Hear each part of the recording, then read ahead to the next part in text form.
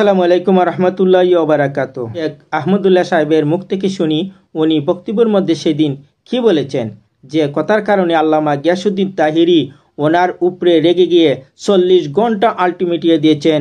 40 ঘন্টার ভিতরে যদি উনি ক্ষমা না চান, আল্লাহর কাছে তওবা না করেন, তাহলে উনি ওনার বিরুদ্ধে মামলা করবেন। তাহলে বন্ধুরা, আগে আমরা সেই ভিডিওটা শুনি উনি কি বলেছেন। উনি নবী হয়েছেন কত বয়সে? 40 বছর বয়সে। তাহলে 40 বছর বয়স মানে তো জীবনের মূল টাইমটা প্রায়। তো এই 40 বছর পর্যন্ত উনি নিজে তো নবী ছিলেন না, উনি নবী হয়েছেন তারপরে। তাহলে 40 বছর পর্যন্ত নবী হওয়া। নাউজুবিল্লাহ নাউজুবিল্লাহ। তাহলে কি আমার নবী 40 বছর আগে নবীও ছিলেন না? হাদিস শরীফের মধ্যে হযরত আবু হুরায়রা রাদিয়াল্লাহু তাআলা হইতে বর্ণিত, যখন আদম আলাইহিস সালাতু ওয়াস সালাম মাটি ও পানি কাদা মিশ্রিত ছিলেন, এর আগ থেকে আমার নবী করিম সাল্লাল্লাহু আলাইহি সাল্লাতু ওয়াস সালাম নবী ছিলেন। সেটা আমার কথা নয়, তাদের মধ্যে থেকে একজন হুজুরের কথা আপনি শুনেন। উনি কি বক্তব্য দিচ্ছেন। একই শ্রেণীর হুজুর, তারা একই গ্রুপের, একই দলের এবং একই মাযহাব এবং একই তরিকার অনুসারী।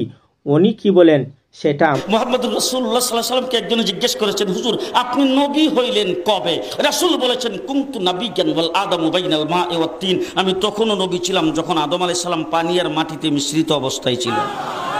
জিবরাইল আমিন এসে একদিন রাসূলকে জিজ্ঞেস করতেছেন, হুজুর আপনার বয়স কত?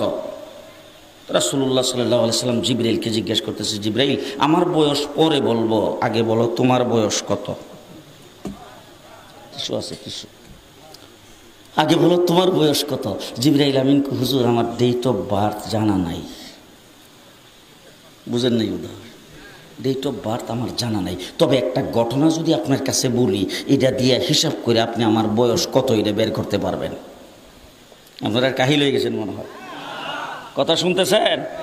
জিবরাইল বলতে হুজুর একটা ঘটনা বললে আপনি হিসাব করে তারপর আমার বয়সটা বের করতে পারবেন। যখন এই কথা বলছেন, রাসূল বলে কি ঘটনা? বল হুজুর আমাকে যখন আল্লাহ সৃষ্টি করেছেন তখন আমি আরশের নিকটে দেখতাম একটা তারা উঠতো, একবার উঠলে 70,000 বছর থাকতো।